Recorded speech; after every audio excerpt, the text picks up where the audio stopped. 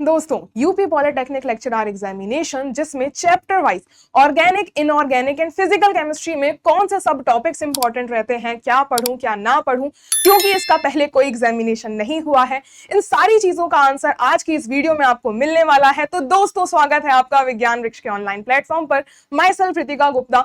इस वीडियो में हम इन सारे डाउट्स को कवर करने वाले हैं। हम ऑर्गेनिक इनऑर्गेनिक एंड फिजिकल से कैसी स्ट्रेटेजी आपको फॉलो करनी है, कौन से चैप्टर्स पे ज्यादा फोकस करना है फॉर द एग्जामिनेशन, वो सारी चीजें हम इसमें कवर करने वाले हैं। तो देखिए, सबसे पहले अगर हम फिजिकल केमिस्ट्री की बात करें, आप सभी को पता है कि इसमें थोड़ा सा आपको न्यूमेरिकल थ्योरेटिकल क्वेश्चंस कम पूछे जाते हैं, आपको न्यूमेरिकल्स थोड़े से ज्यादा पूछे जाएंगे, तो क्वांटिटेटिव क्वेश्चंस आपको इसमें फोकस करना है। दूसरा, इनऑर्गेनिक केमिस्ट्री में मोस्टली आपको स्टेटमेंट वाले क्वेश्चंस पूछे जाएंगे, थ्योरेटिकल आपको कंपैरिजन वाले क्वेश्चंस पूछे जाएंगे। उस एस्पेक्ट से हम इनऑर्गेनिक की बात करेंगे। और ऑर्गेनिक केमिस्ट्री तो जो आपकी मिक्स्ड कंसेप्ट से ही आपका आंसर आता है, इसमें आपको सारी चीजों को इंटरलिंक करना सीखना होता है।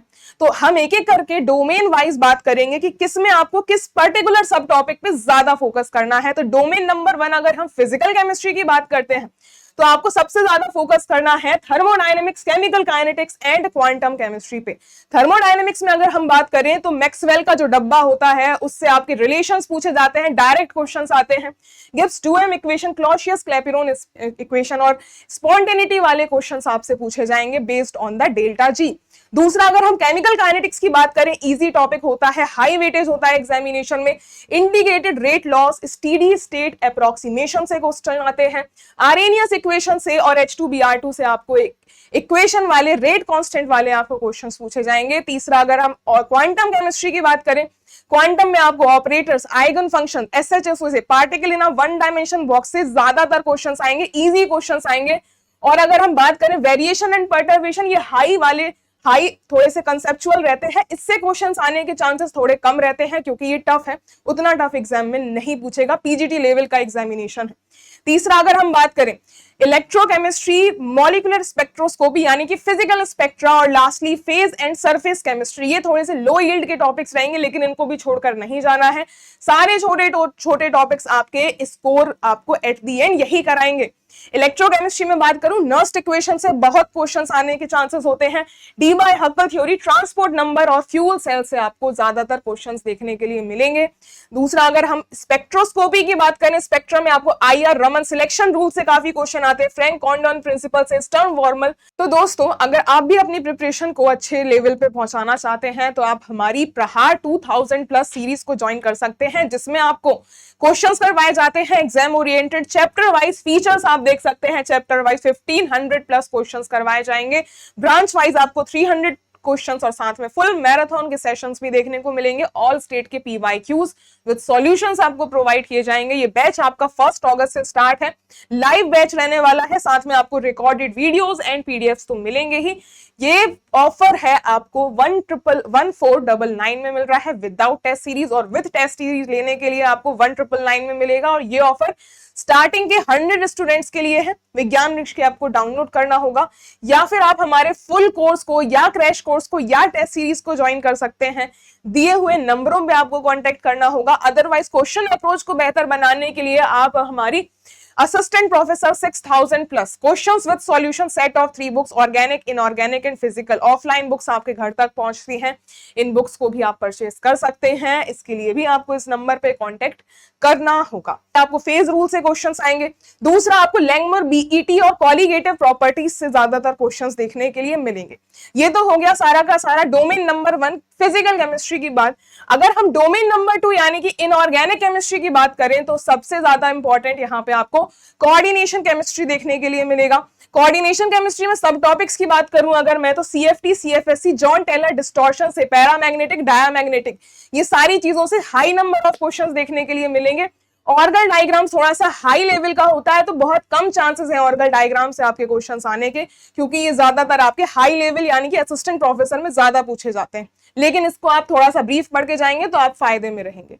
दूसरे नंबर पे केमिकल बॉन्डिंग इसमें ज्यादा इंपॉर्टेंस रखता है, और साथ में मेन ग्रुप इससे ज्यादा इंपॉर्टेंट क्वेश्चंस बनते हैं, क्योंकि केमिकल बॉन्डिंग में एमओ डायग्राम से काफी क्वेश्चंस पूछेगा। वो वेस्पर थ्योरी से आपको बॉन्ड्स के स्ट्रक्चर्स, बॉन्ड एंगल्स, कैसे आपका शेप ज्योमेट्री होती है, ये सारी चीजें आपकी बॉन्डिंग में इंपॉर्टेंट रहेंगी। सिनर्जिक बॉन्डिंग से क्वेश्चंस आ सकते हैं। वहीं अगर हम मेन ग्रुप की बात करें तो मेन ग्रुप में बैक बॉन्डिंग से, वेट रूल से, बोरेन्स वाली केमिस्ट्री, बहुत सारी चीजें हैं। मेन ग्रुप के अंदर ही आपकी एचएसएबी थ्योरी लाई करती है, उससे भी क्वेश्चन आएंगे आपके काफी सारे। और अगर हम बात करें ग्रुप थ्योरी, जो कि आपका बेसिकली थोड़ा कंफ्यूजन रहता है कि फिजिकल में रखें या फिर हम इनऑर्गेनिक में रखें, तो आप इसको किसी में भी कंसिडर कर सकते हैं। पॉइंट ग्रुप से रिलेटेड आपको ज्यादातर क्वेश्चंस जो है ना ग्रुप थ्योरी से, मान के चलो आपको एक ना एक पॉइंट ग्रुप का क्वेश्चन जरूर देखने के लिए मिलेगा, तो इसको आप जरूर पढ़ के जाएंगे। ऑर्गेनोमेटेलिक्स एक वास्ट टॉपिक है, लेकिन क्वेश्चंस इसमें आने के चांसेस कम होते हैं। और अगर क्वेश्चन आएगा 18 इलेक्ट्रॉन रूल से स्टेबिलिटी पूछ लेगा, 2-3 क्वेश्चन इससे पक्के हैं, जरूर से पूछेगा। Oxidative addition, Ziegler Natta catalyst से रिलेटेड आपको क्वेश्चन काफी बार रिपीटेडली देखे गए हैं दूसरे एग्जामिनेशंस में।